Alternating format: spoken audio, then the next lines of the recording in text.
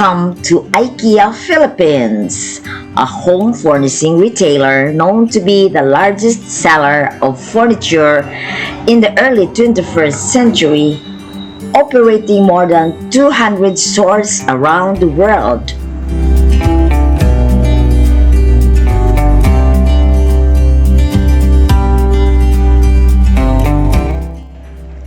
It specializes in low-priced goods sold in ready-to-assemble and in compact flat pack form for the home assembly by the customers.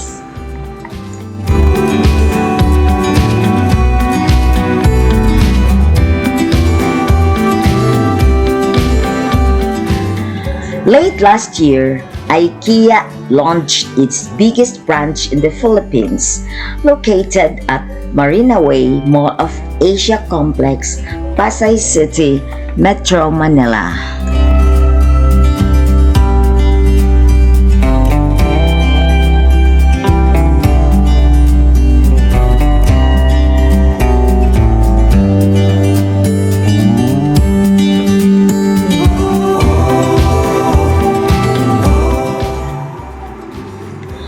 On February 24, we went to IKEA upon invitation of my cousin Bong and Celia Caberte, together with her daughter Doc Iris, for lunch at IKEA's Swedish restaurant, located at the second level of their outlet.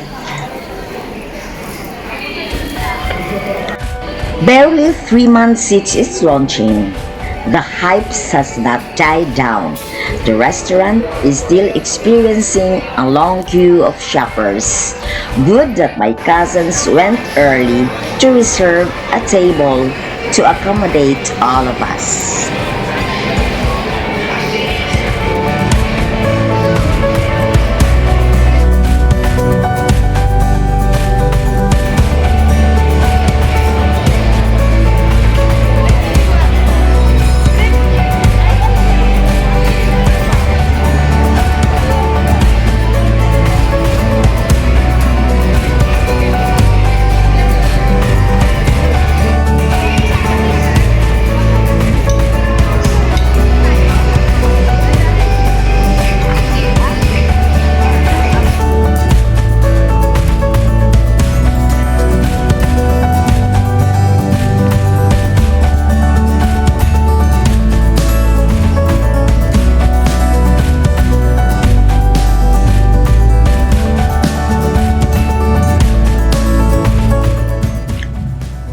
IKEA Philippines stands at 7 floors with a total floor area of 65,000 square meters. The second floor houses the restaurant and the second floor is their showrooms, where different core areas of our homes are showcased. Sections like the living, dining, workspaces, kitchen, bedrooms, and an area for children are presented with different room settings and with different styles. One has to personally visit their branch to appreciate the quality and designs of their products.